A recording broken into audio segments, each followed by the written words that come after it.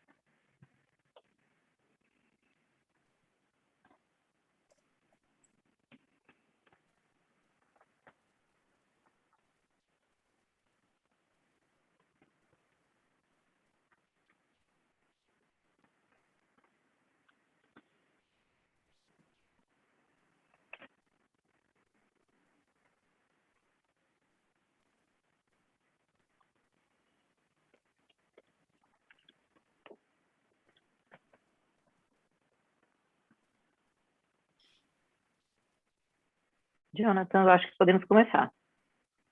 Ah, espera aí um segundinho.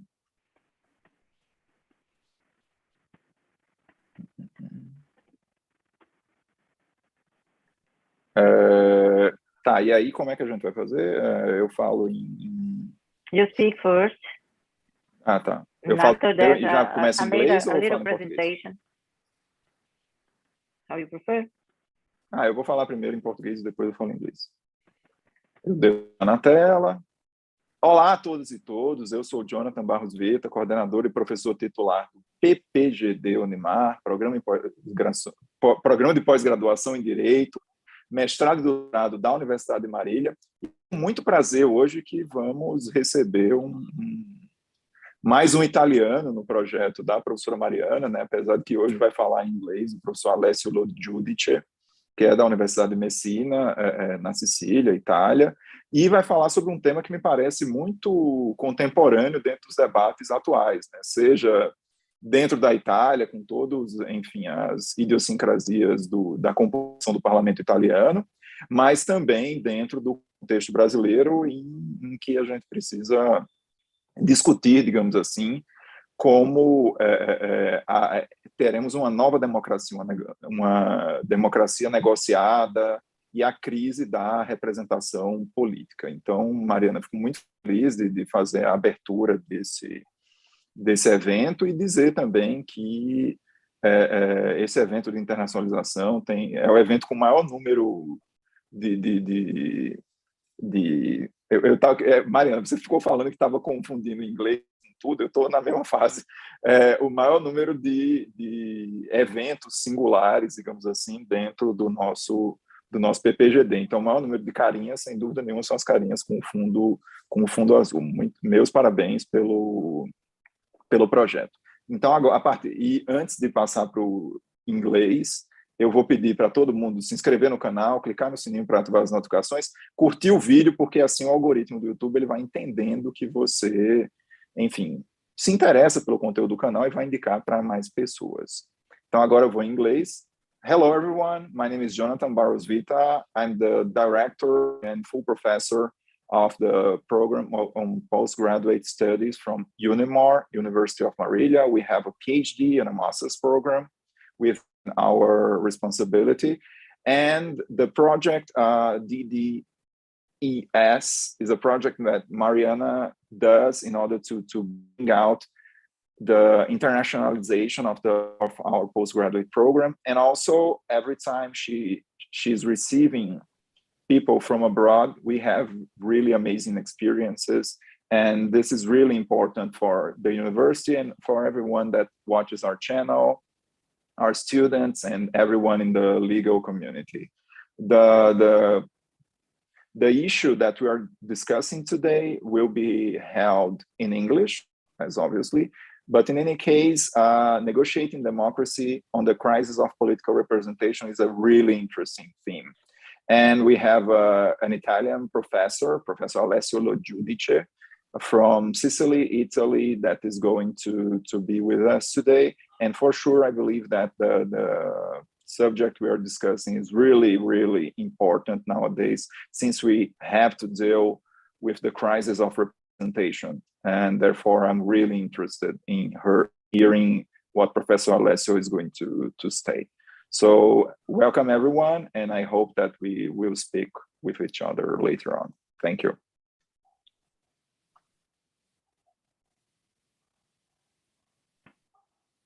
Thank you so much, Professor Jonathan, for this formal opening.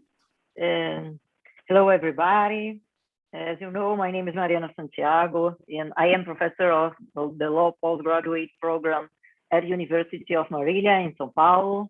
I hope you all are well and safe in this pandemic, this crazy times. We will start now our weekly event titled Dialogues on Development, Company and Society. It's an event organized by University of Marília, but it's now completely open to all the universities of Brazil and the world for all the law community. So welcome, everybody. It's a pleasure today to have with us Professor Dr. Alessio Lo Giudice. I think it's right. My Italian is not so great. He is professor of philosophy at Università degli Studi di Messina in Italy. Their lecture will be about negotiating democracy on the crisis of political representation. And the subject, as Professor Jonathan already told, is extremely important and it's in line what we work in the University of Marília, in my classes, and the other professors too.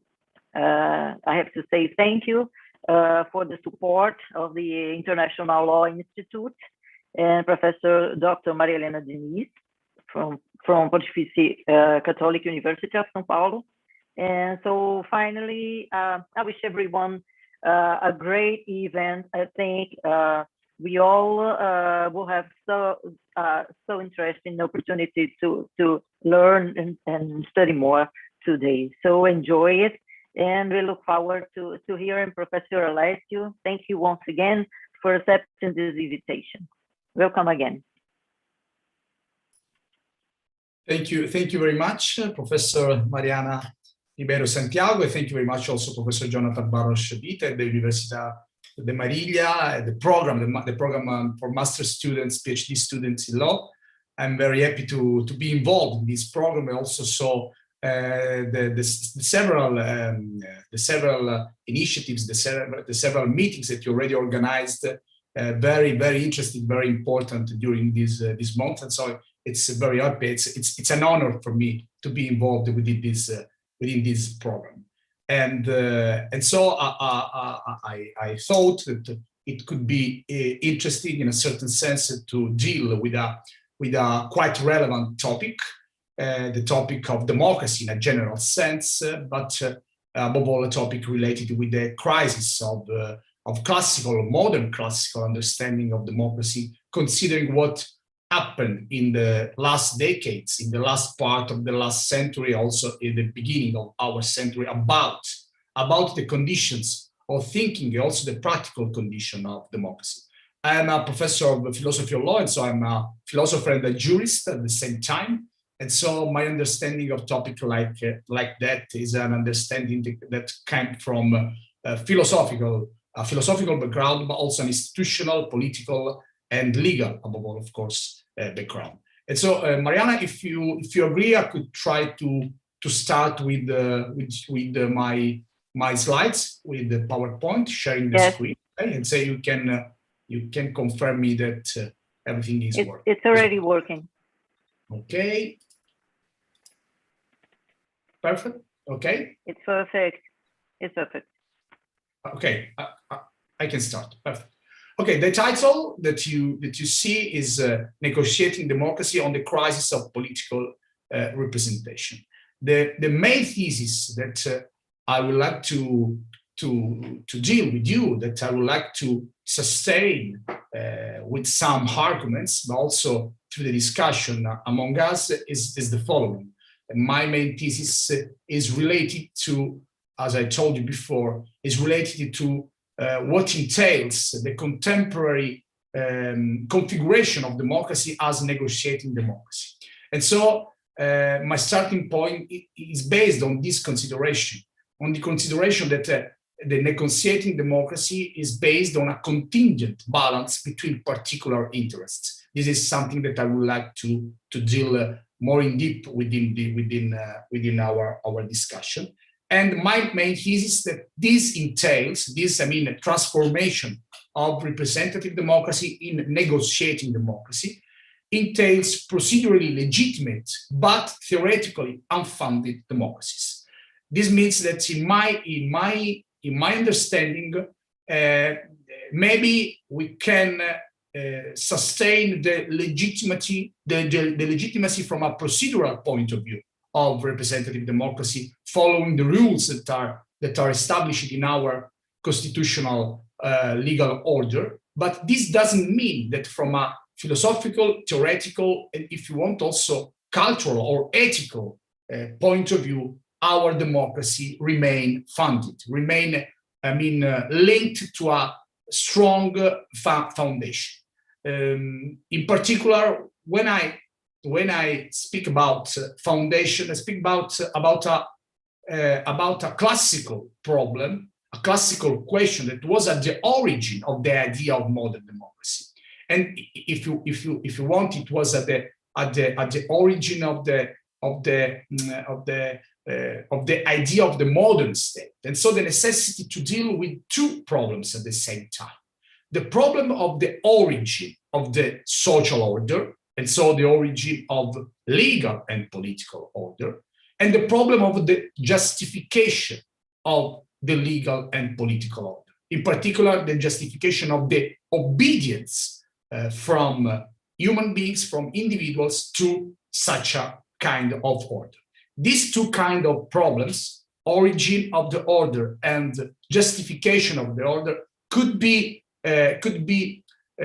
summarized with the concept of legitimacy, with the legitimization of the political order. My understanding, and so my thesis or my hypothesis, if you want, is that this main problem, that is also the origin of the historical process of the modern state and also of the democracy, is a problem, is a question that today is more and more denied, is more and more relinquished. And so if we give up to deal with a so crucial, peculiar question, the question of legitimacy, we run the risk to have procedurally legitimate institutions, but unfunded, but deprived from answer to the basic question, which is the origin of our social bond, but above all, which are the justification of our obedience to such an order, in particular to a democratic order. In order to deal with this thesis, I would like to show you a sort of outline of my reasoning. First point to be dealt with is the following, is the one related to what I call the democratic nomos, the democratic regulative idea that is, in my view, represented by the identity between rulers and ruled. And so, as I will show you in a few minutes, is represented by the idea of the self-government, the principle of the self-government, individual and collective principle. I think that this is really the democratic modern norms of our orders. And so in order to understand my reasoning, I think that I should devote some minutes to deal with this topic. After that, I would like to show you some argument about what produced the crisis, the contemporary and ongoing crisis of representative democracy, and so what came from the modern democratic norms. Then a further but strongly related crisis, that is the crisis of the modern idea of individual subject, that as I will show you in my understanding is strongly connected with the idea of the state, but above all with the idea of democracy. Then a further point is an analysis of what I call the horizon of democratic governance, the horizon of negotiating governance and negotiating democracy. And so the contemporary horizon that is a sort of, it marks a distance from the classical idea of representative democracy. And so at the end of my argument, I hope that the idea, the label of the unfounded democracy, the democracy without foundation could be clearer. Starting with the first point of this outline on the democratic nomos, as I told you before, the self-government principle is at stake. I mean, the idea that from an individual point of view, what is the rule for our behaviors is the capacity to self-govern ourselves. And so the idea of autonomy, the capacity to give to us some rules, some norms for our behaviors. We know that in the classical understanding of the modern state, or if you want, in the classical theories about political legal order at the beginning of the modernity, I think about Thomas Hobbes, I think about John Locke, Jean-Jacques Rousseau. This kind of principle is always at stake, because it's a principle that it became really, really crucial in the modernity. It's a sort of breakpoint principle in comparison with the pre-modern age. And so it's a sort of label, it's a sort of symbol as a principle, also from a philosophical, anthropological point of view of the modernity.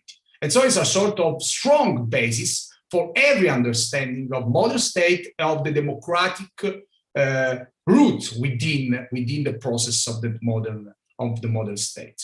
For this reason, the idea of self-government is strongly related with the philosophical foundation that we can derive from the idea of subject. As we know, the idea of subject is really, really a modern idea.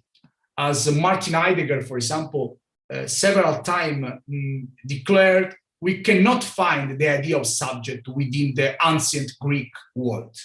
The idea of subject is a representation, a self-representation of the human being that marks the modernity. Is the way in which human beings represent themselves within the modernity. And of course, as I told you before, is a breaking point with the pre-age, with the pre-modern age. What entails this idea in a very simple way? Entails the representation of self-representation of the human being as a free and equal, as a thinking substance. This is the definition that we found in René Descartes'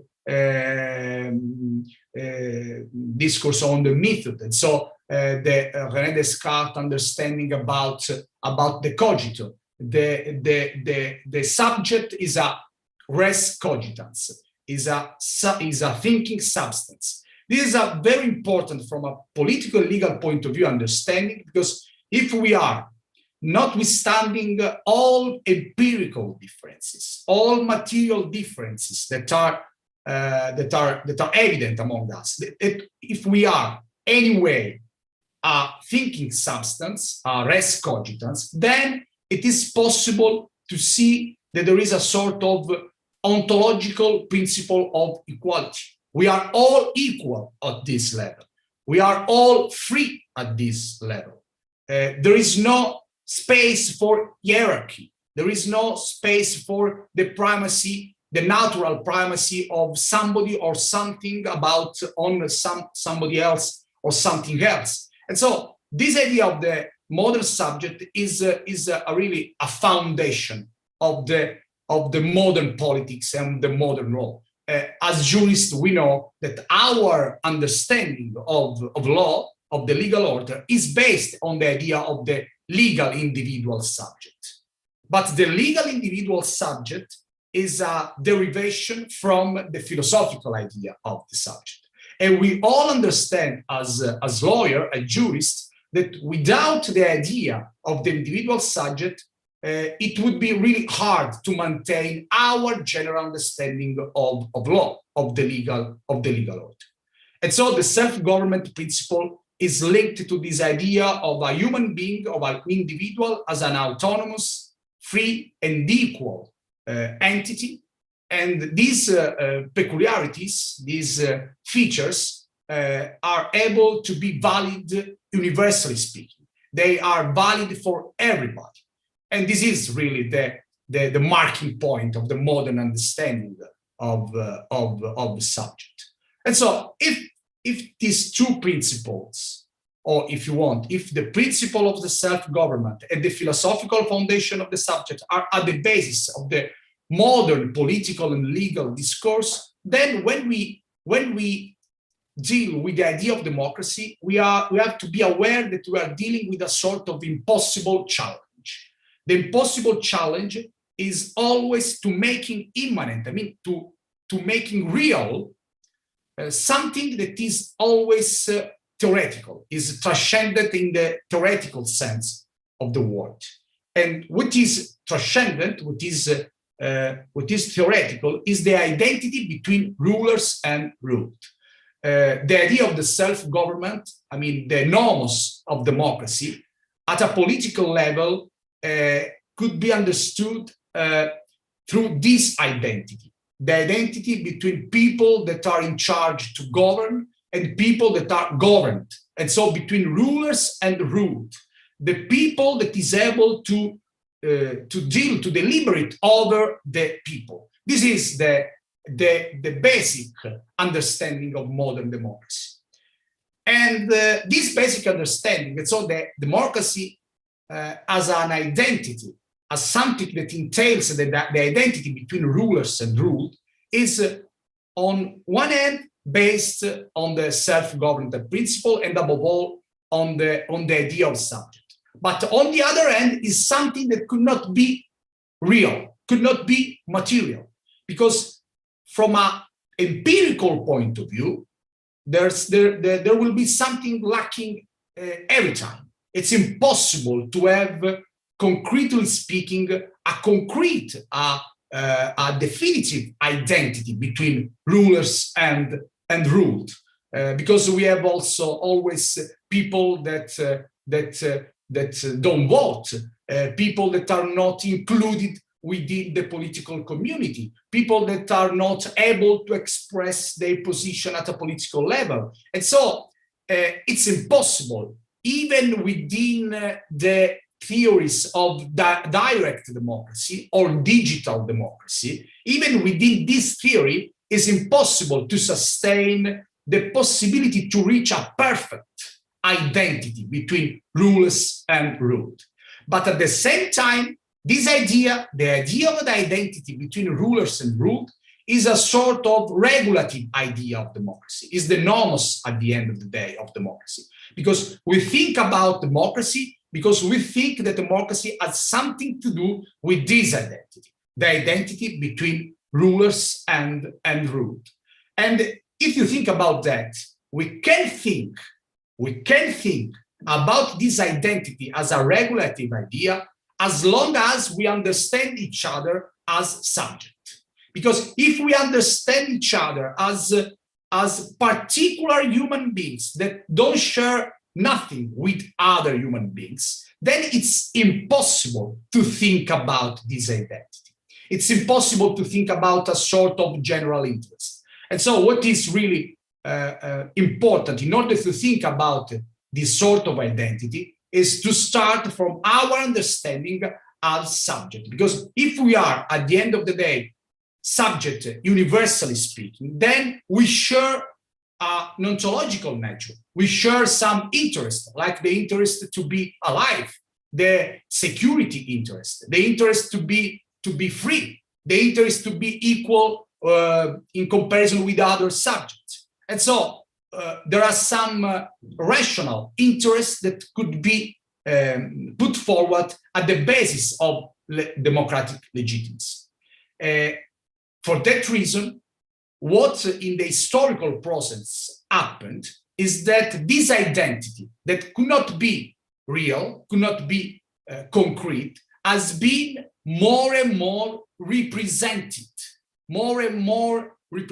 in a sort of a theatrical sense, has been, represented into the political and existential scenario. The idea is that this identity played a practical role as long as has been represented through the means, the instrument, the tools of what we know or what we call as representative democracy. And so the tools of political election, the tools of the institution of parliaments, of institutional places in which the general interest, the idea of the people that rules over people is represented.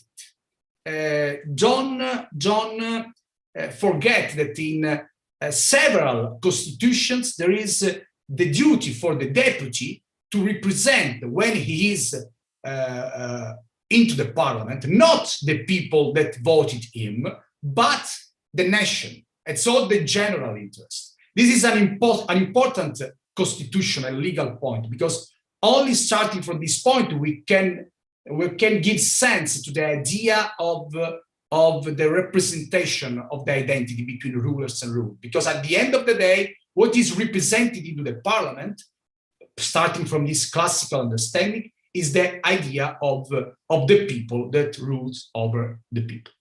And so this is what I understand as the basic foundation of democratic argument, and so the norms of modern democracy.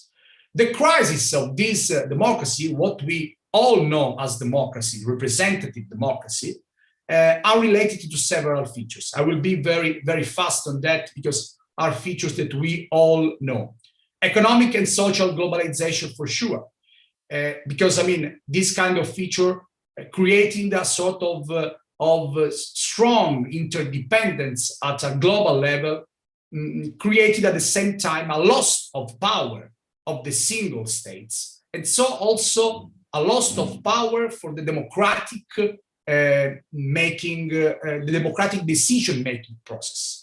In a global age, we all know that the decision of democratic parliament are less relevant than a pre-global age, because several important decisions are deliberated and are enacted in places that are not the democratic parliament of the state.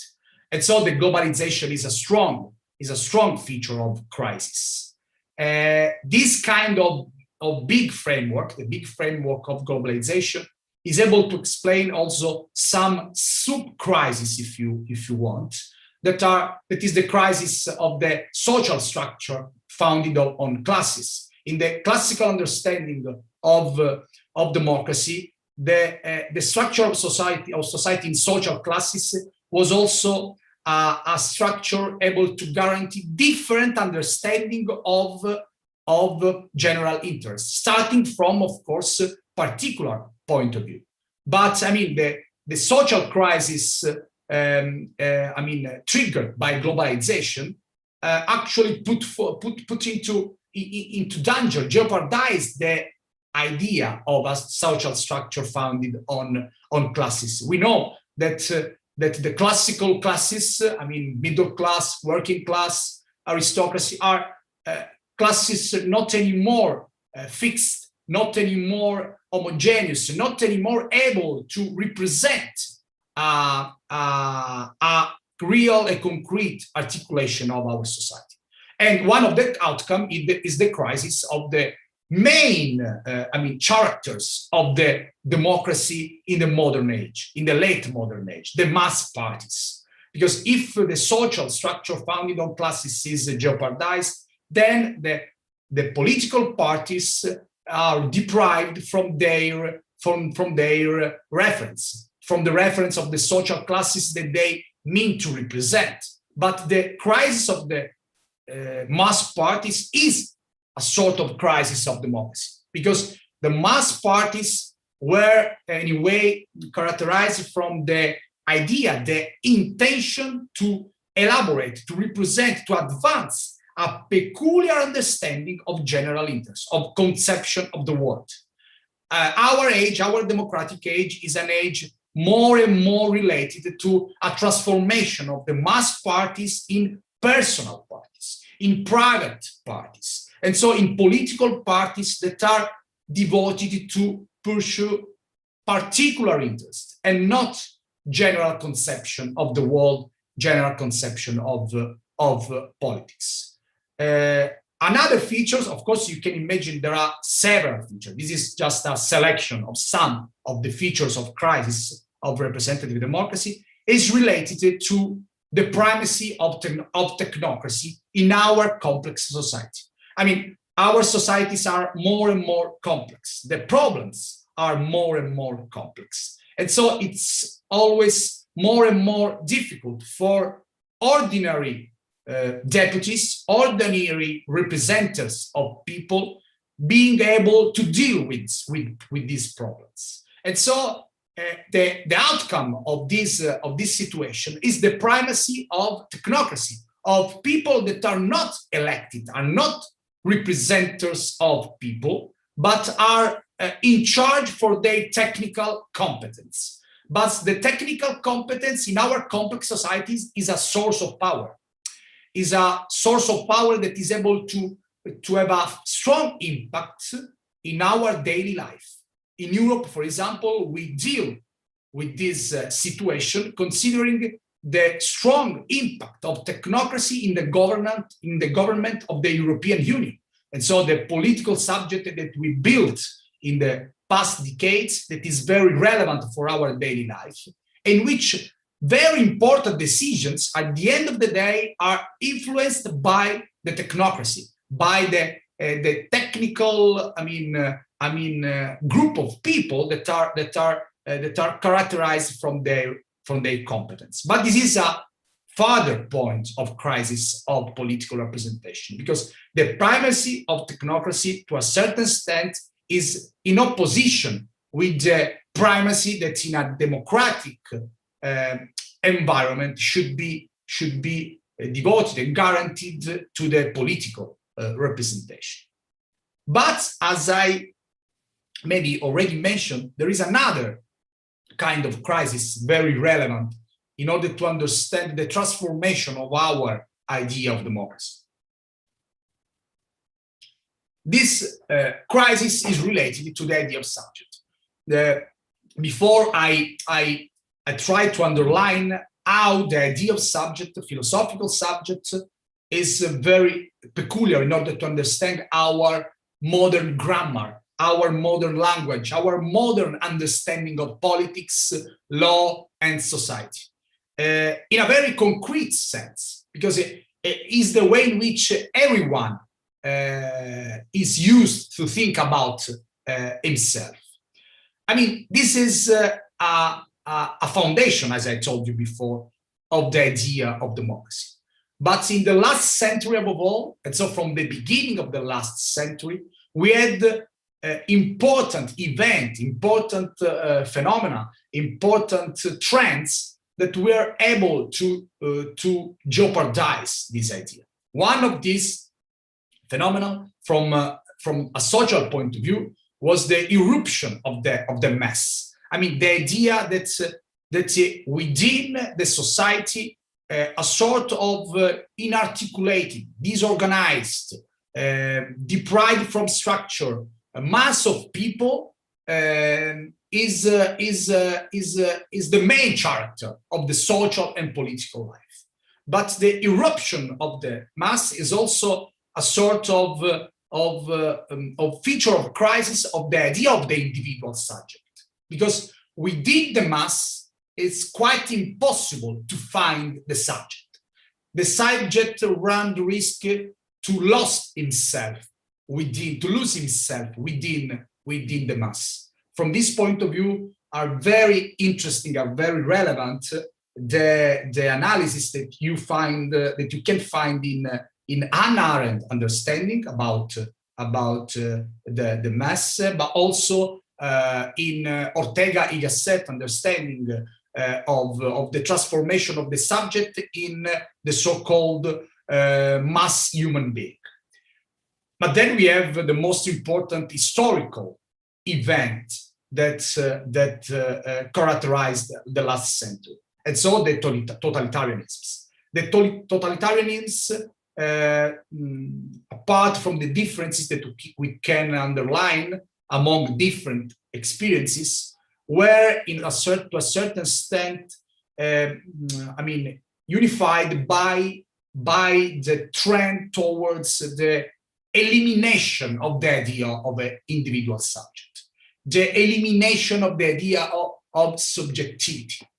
Within a totalitarian environment, there is no space for the individual subject, understood as a res cogitans, as a thinking substance, as somebody that is able to think in an autonomous way. There is no space for critical thinking. And so there is no space for subjectivity. From this point of view, the persecution of Jewish, the Holocaust, is a sort of dramatic, tragic example of what a legal and political order could do against the idea of subjectivity. Because within that experience, you find the systematic elimination of the idea of the practice of subjectivity. And this is a very strong feature that jeopardizes, that create several dangers to the idea, to the possibility to maintain our idea of subjectivity.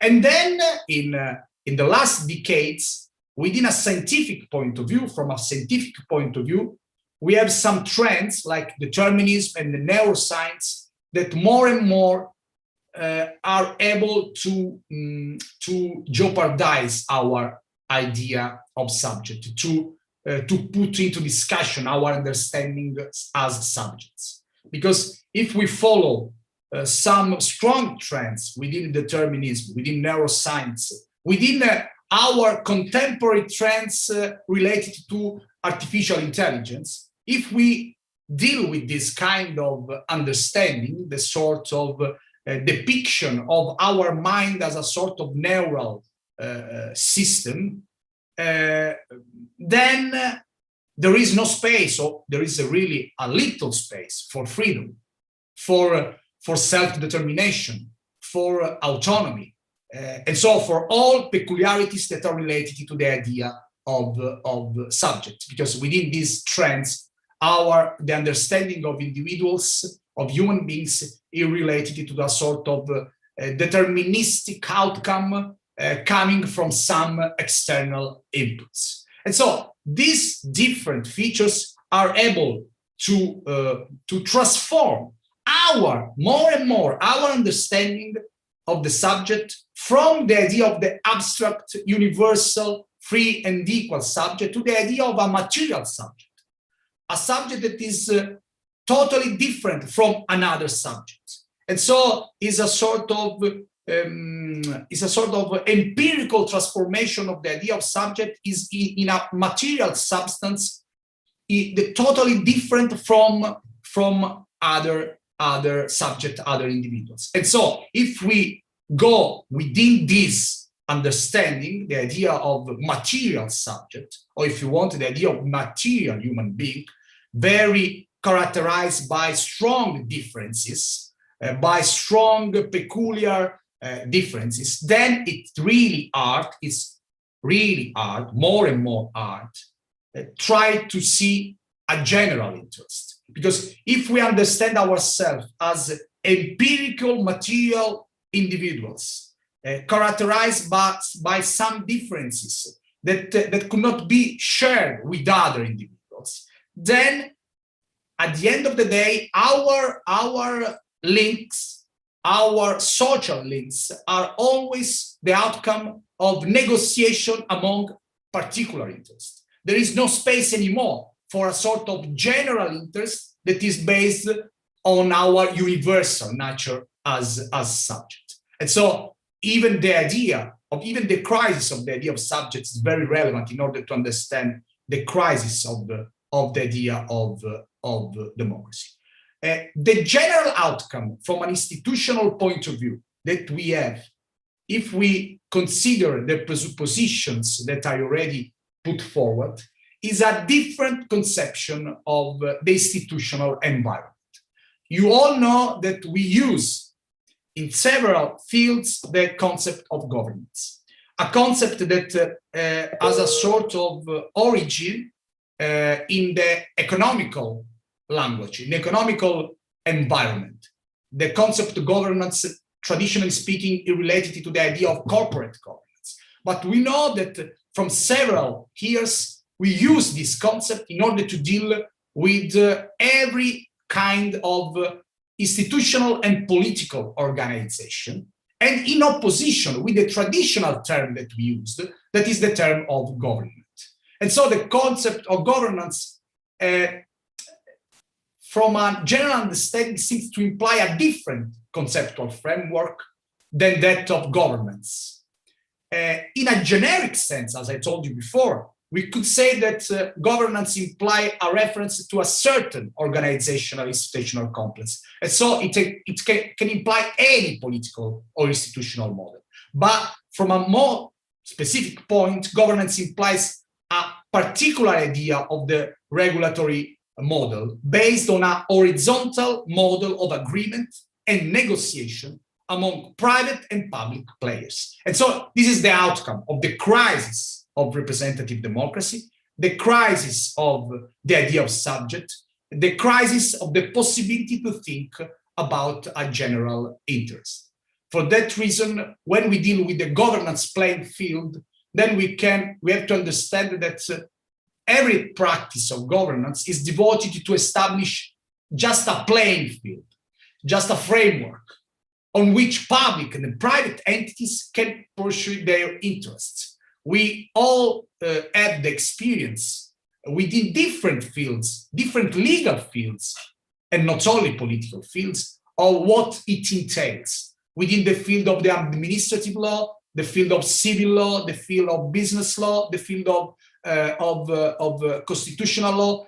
There is always a more and more specific understanding of the decision-making process as a process that should be the outcome of negotiation among private entities and public subjects within the same field, within a field that is not anymore public or private. It's a sort of hybridation of these two sides.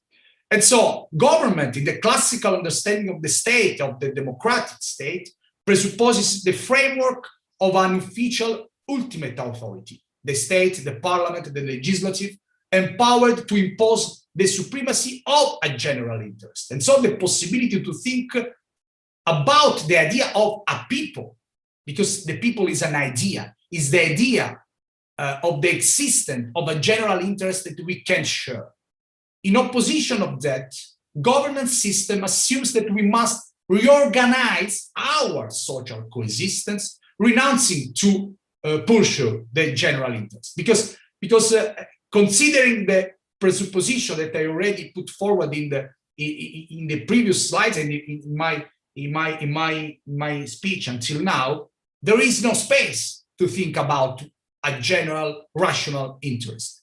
The space is more and more occupied by the multiplicity of particular interests. And so there is no space for an ultimate authority able to represent the general interest. The state, the legislative power, above all, within the state. We have the plurality now of different institutional places, different sources of law, different sources of normative power that are private, but that are public, but also private, that are called to find contingent agreements in relation to a contingent shared interest. And so we are dealing with a sort of horizon that is a post-democratic horizon, if we follow the reasoning that I'm trying to show you. Because as I already told you, the governance at the end of the day dismantles the classical distinction between public and private. This distinction is a foundative distinction in the modernity. In all understanding of modern state, you find at the end of the day, a strong distinction between the public space, the space of the institutions, and the private space. You find that in Hobbes, in Rousseau, in Locke, but also in more liberal understanding of the state. When you lose this distinction, then you lose the question of legitimacy. You have no any more resources in order to show an answer, to present an answer to the question that I put forward at the beginning of my speech, the question of the origin of the legal and political order, and the question of the justification of this order, and so of the obedience within this order. And so it leads to the diminishing importance, I already told you that several times, of the concept of general interest. Because within this system, ultimate authorities, hierarchical chains, and general and public ends, above all, general and public ends, are marginalized and give way to new form of corporations. This produces more and more a strong effect on law, on the concept, on the practice of law. Because there is a difference between what we could call the democratic law, the idea of democratic law related to the primacy of the legislative, and the governance framework. Because within this framework, the production of law is unlimited and ongoing, because it's related to a multiplicity of sources, national, international, supranational, private, public, that must negotiate the field of interpretation and application of specific norms. Within the field of business law, in a very general sense, the experience of the so-called neo-lex mercatoria is very interesting, because the lex mercatoria implies the experience of the production of norms, of rules, coming from negotiation between public subjects and private subjects. But at the end of the day, the outcome are norms, are legal norms, but of course are norms that are not related to the necessity to represent a general interest, are norms that are strongly influenced by the particular interests of strong subjects, like, for example, the multinational, the company, the big companies that are the main characters of the global age of the experience of lex mercatoria. And so a flexible law, ongoing, always changing, replaces what we knew as classical, indisputable legislative law, based on the necessity to maintain and to represent general interests that were incorporated in our constitutions, for example. In this way, various public and private subjects try, in my understanding, to occupy, if you want, a new kind of law that is no longer in the hands of a sole democratic authority representing the idea of people, and above all, the idea of a general interest. For that reason, as I already underlined, we have a transformation, and we are experiencing an age in which the concept of democratic law is questioned. In its late modern representation, law is identified mainly with the Legislative Act, we all know, with the Parliamentary Act adopted with a degree of solemnity by national representatives that are able to fix in rule with, above all, a general and long impact. The new form of governance, as I already told you, I tried to show you in my understanding, may entail a way of dealing with law radically different. With the crisis of the idea in itself of the primacy of the Legislative Act, and so of the parliament as the source of this act, and so of the democratic dynamic logic as the basic source of law, of norms. The novelty of governance law and of its political assumption leads at the end of the day to questioning the traditional way of dealing with, I would call, the concept of democratic law. And so you can see immediately the effect, the impact of the understanding that the reasoning that I'm showing to you, that I'm proposing to you into the legal, strictly speaking, field.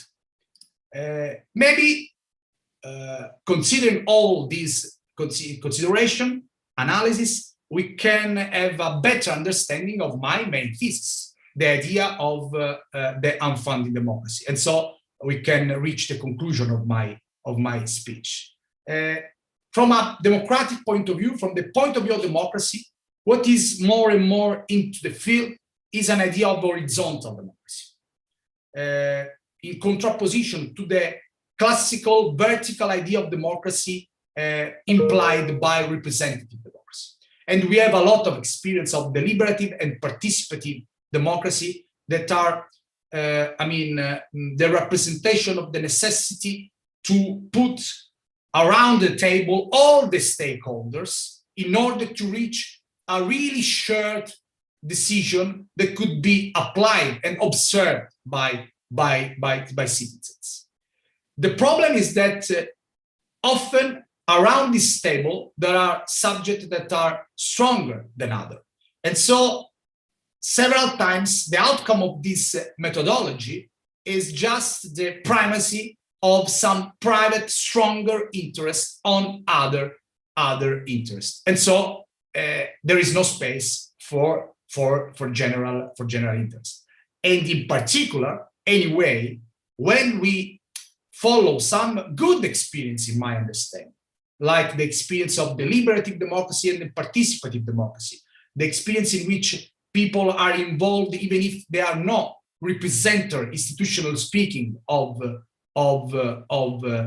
the people, because they are not elected. I mean, even if when we deal with these experiences that could be interesting, we have to be aware that in those cases, we are dealing with the legitimacy of a single decision, not with the legitimacy of the institution.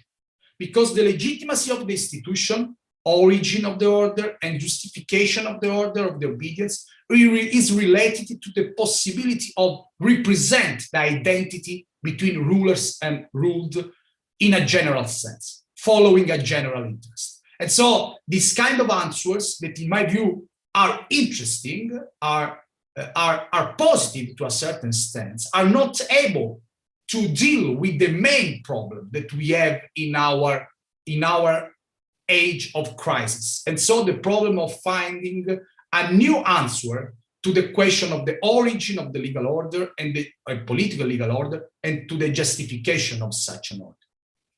Because negotiating is not legitimating. This is the summary of what I already told you in this moment. The negotiation could be a good way to reach an agreement, a contingent agreement that could represent a balance for today, but is not a way to reach the legitimacy of the institution. Because if we lose the possibility to think of a general interest, and this is my impression, considering all presuppositions that I put forward, then we lose the possibility to reach the legitimacy of the institution, the possibility to answer to the problem of the origin of the order, and above all, the problem of the justification of the obedience. I can really find a justification for my obedience to the institution if I have the concrete and theoretical understanding that the institution are pursuing a general interest. Because within the general interest, there is always my interest as human being. But when this is not possible, when I have the concrete impression that the institutional framework is just a place, a field in which particular interests are negotiated, then I lose the strongest reason for obedience. Because I have the impression to be subjected to the primacy of some private interests. This is a real, in my view, interesting understanding, because we can find several roots of this understanding in classical theory of democracy. Like, for example, in the theory of democracy of Jean-Jacques Rousseau, in which it's really clear the difference between the general will, and so the general interest, and the sum of particular interests. Democracy has something to do with the first concept, with the general will, with the general interest, and not with the negotiation of particular interests or with the sum of particular interests. Because at the end of the day, within this framework, the risk is that there is no anymore the representation, I mean, from a theatrical point of view, if you want, of people which rules over people. And then we lose the possibility to think about what I called at the beginning of my speech as the nomos of democracy. Recalling Jean-Jacques Rousseau, maybe we are experiencing in our age what Rousseau wrote at the end of his famous social contract. We are experiencing to a certain extent how it's difficult to realize a democracy, how maybe democracy is something that has to do with gods and not with human beings. But maybe the most important point is that we should remember always that what is able to trigger a material and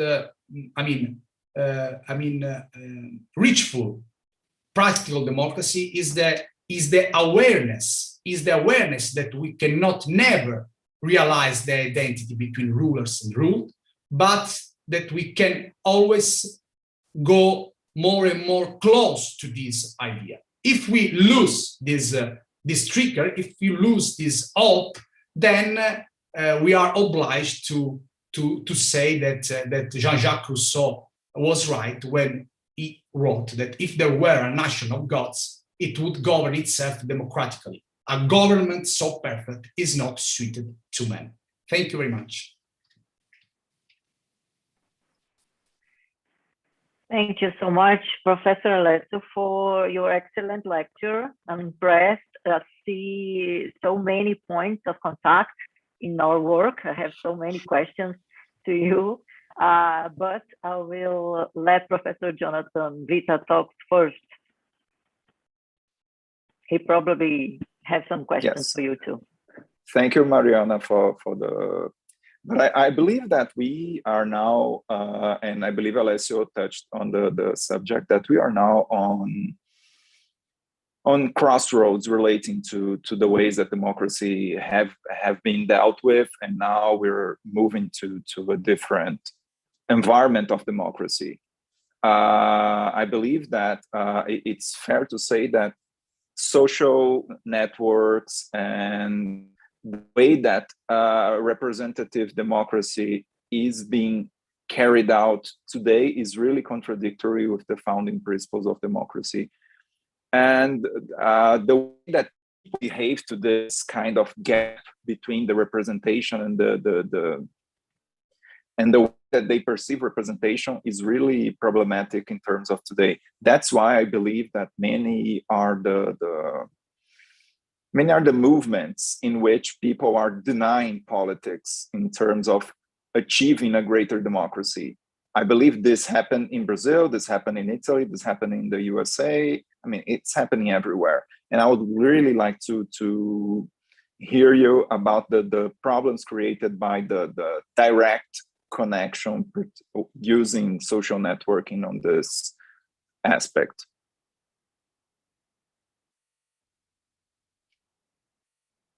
Mariana, what do you prefer, that I reply now or we collect other? No. I just gather some thoughts, and I want you to comment on that if possible. Okay, as you prefer. I don't know if you are on the same page as I am, because I think democracy is changing because of everything that is happening, not only Cambridge Analytica and all the other problems that derive from that, but also from the way that the word of mouth is spreading like wildfire today. Yeah, if I can, Mariana, because it's very interesting what Professor. If you prefer, I can make some questions and you can think about all the questions. And okay, perfect. Okay, we collect some questions. Okay, you prefer? Okay. Let's go. Professor, you talked a lot about the tension between public and private interests, and the question that Jonathan made has a point in connection with this. We recently had a big evasion scandal, the Pandora Papers. You certainly know the case, and my doubt, one of them, is how to prevent economic power from corrupting democracy. It's just a question of governance. And in this way, the non-governmental organizations, in NGN, social solidarity instruments could help anyway, or even the tax law would be an instrument for this, for avoid this corrupting democracy. It's a point, and I think it's a point, actual point, because some Brazilian politics are involved in this scandal too. So another question I'm thinking about, all the scenario of pandemic, and what will be about a democracy after that? Can I talk about a post-pandemic democracy and how it would work? I don't know. And another point that it's very important to my work. I participate in a project, Harmony with Nature, and an initiative of United Nations with several professors around the world, including some Italian professors too. And we are discussing the expansion of the idea of the subject of law to include nature, giving more prominence and effectiveness in protecting nature. And it's an important question. It's an important question that involves the content of philosophy, including epistemology. And what do you think about it? You see, is it possible to call nature subject for law? And it will help, in fact, to protect nature. I don't know. And another point is the ethical perspective. See, you made an analysis for ethic problems, and I see in Brazil the growth of doctrines linked to I don't know if it's right in English, a kind of utilitarian in the legal area, and also skeptical doctrines too, with distance themselves from the construction of a hermeneutic theory? And how do you think this will affect the law area? Isn't the crisis in democracy a crisis in ethics too? And another question will be, isn't the crisis in democracy also a crisis in capitalism too? In fact, so many questions, and I don't know how to answer. So please help me to see new horizon for them.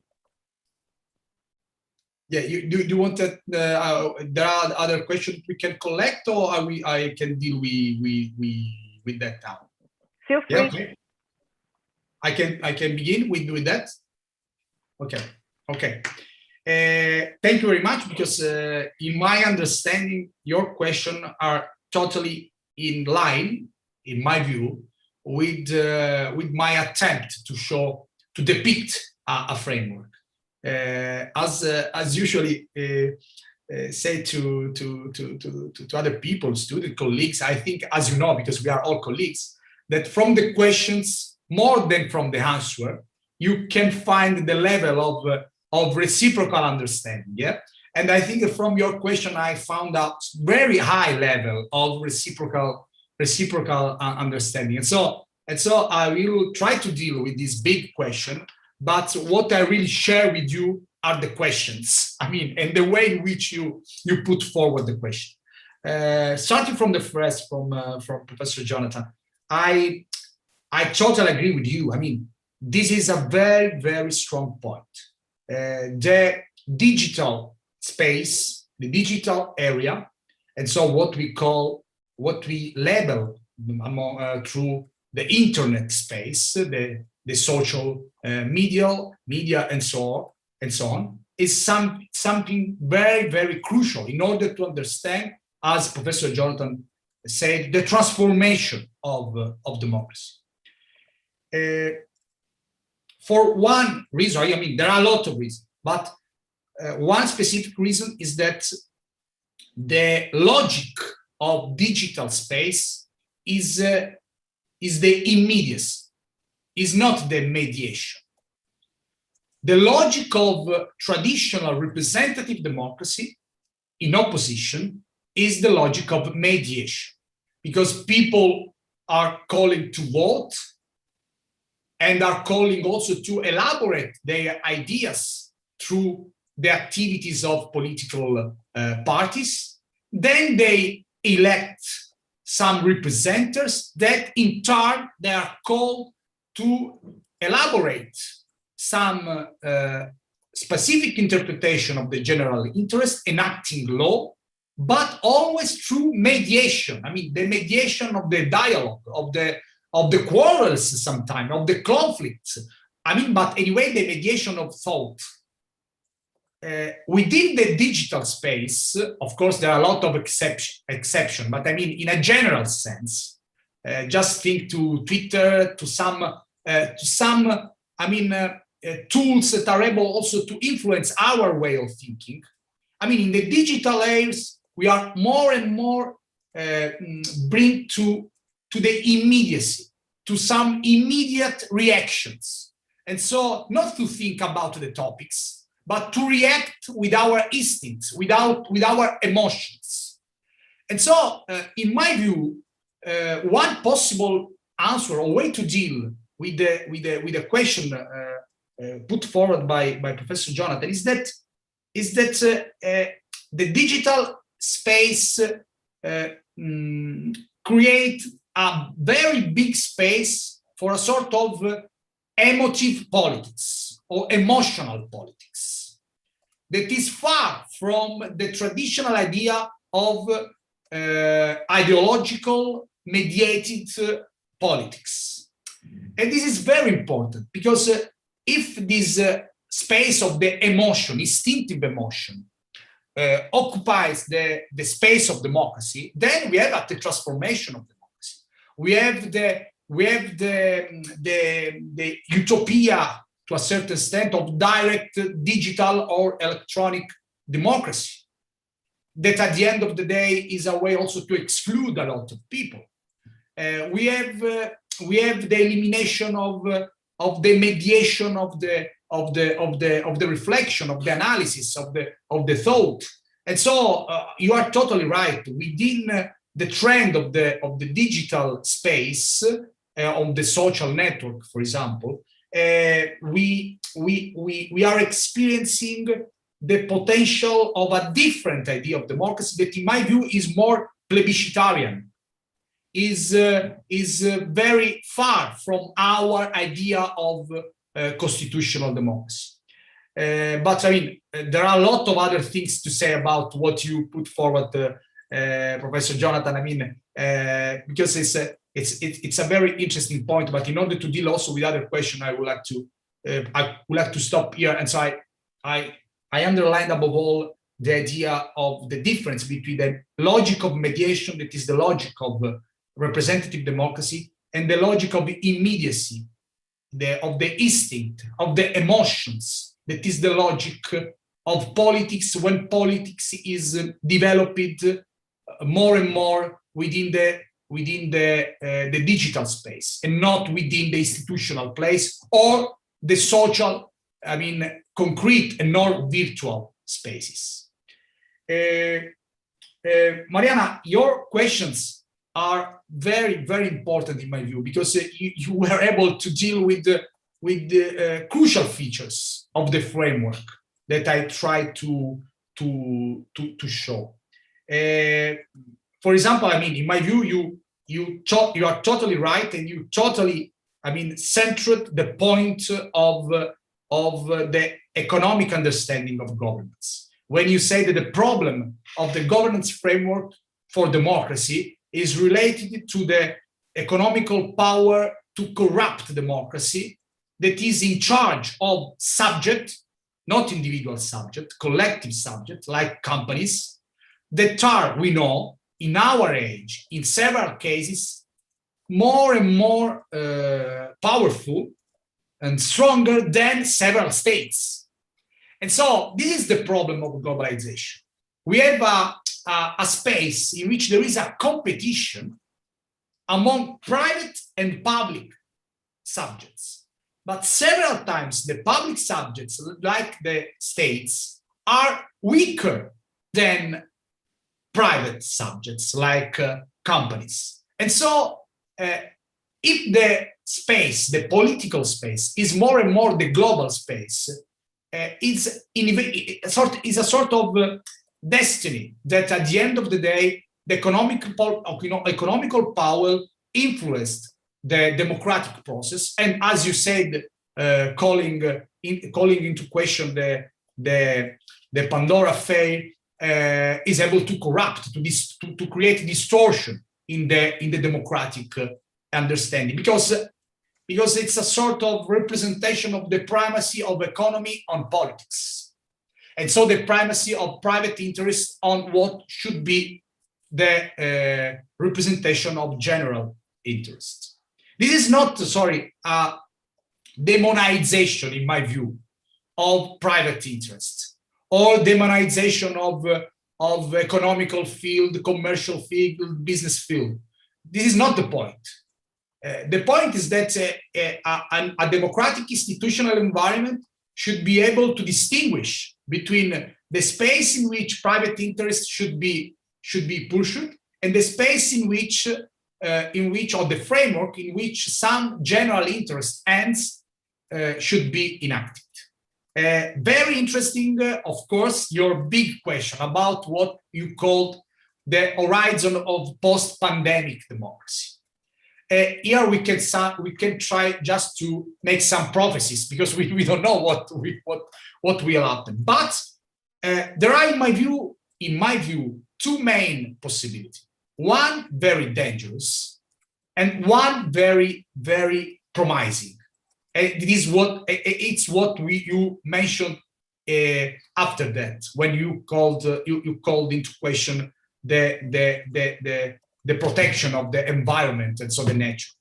Because one possibility is that the restrictions that we are all experiencing in our states the restriction of our freedom related to the necessity to protect the health, our lives, could become a sort of custom, a sort of habit used by authorities also in a post-pandemic situation, and above all could be also accepted without a critical understanding by people in a post-pandemic world. And here again, it comes back to the question put forward by Jonathan, because we already had the experience in this decade of the invasion of our freedom, not from external political enemies, but from the digital tools. Just think to the examples that Professor Jonathan mentioned, Cambridge Analytica, for example, or all the profiling experience that big companies are able to develop, that are a way to control or a way to orient our behaviors, and so to restrict our freedom. And so one possibility, in my view, dangerous, is that in the post-pandemic democracy, the spaces of freedom could be further restricted. And this is very dangerous, because what I called the unfunded democracy would be more and more unfunded at the time, without the possibility to be free. The other possibility, and I would like that this route would be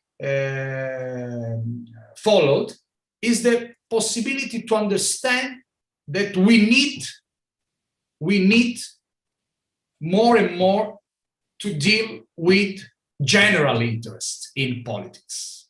General interest and public ends that could not be dealt with anymore by single states, that should be dealt with by a sort of world politics, what Jürgen Habermas several years ago called the necessity of an inner world politics.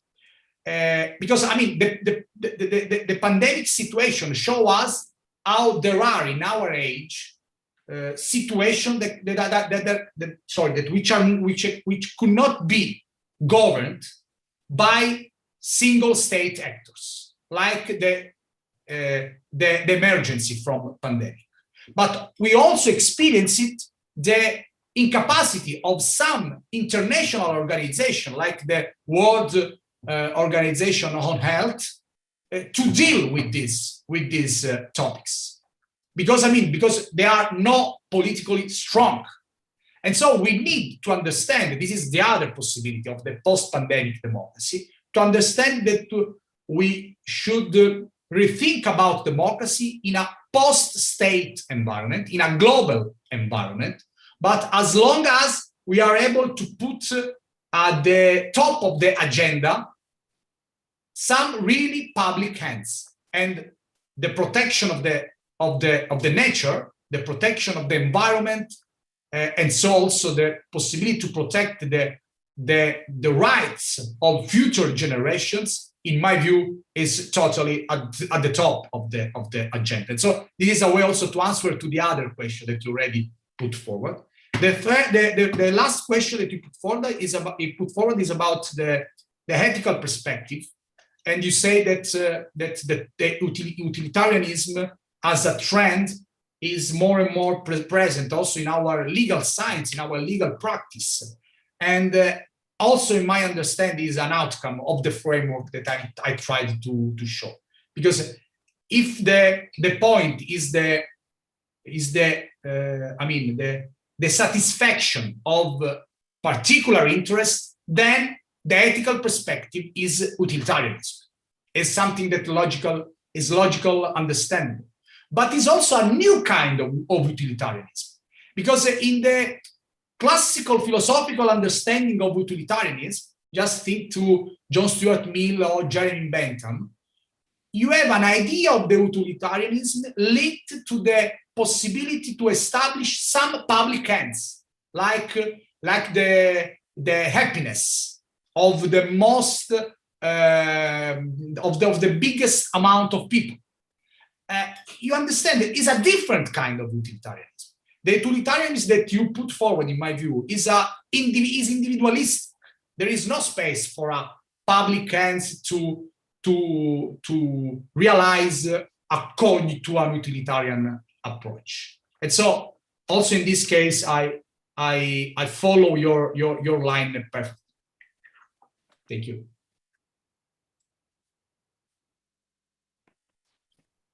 Thank you so much, Professor. It was a great pleasure to dialogue with you. And in fact, I think we are studying the same points and have the same questions and worries. But now I have to let you go. I think the event is getting the end, and I feel so sorry that we are not in presence. I hope in a near future you can come to our university. Yeah, it will be a pleasure for sure. And thank you so much for talking to our students. These topics are so relevant for them, for their students, the studies, and for me too, and all the professors of our university. And my English sounds more terrible than ever today, so sorry for that too. No. Congratulations for your research. And in my view, we have to stay in touch and share studies. I would like to invite you to publish your research, your articles in our Journal of Law. We have a great Journal of Law in our university, and it will be a pleasure to publish your work. Congratulations and thank you so much. Thank you very much. Thank you very much. I would be very happy also to publish in your journal. Thank you very much for everything. I really hope to have the chance to meet you in the close future. And as you told, of course, we have to start from this event in order to create a stronger collaboration and sharing interest, experience, and so on. Thank you again. It will be wonderful. Professor Jonathan, you have. Thank you very much. I believe that we have many avenues in order to collaborate, and hopefully we can go to Italy, specifically Sicily, in the near future. And we see everyone again next Tuesday on the channel. Bye-bye, everyone. Bye-bye, everyone. See you next week. Bye. Ciao. Bye-bye. Thank you so much.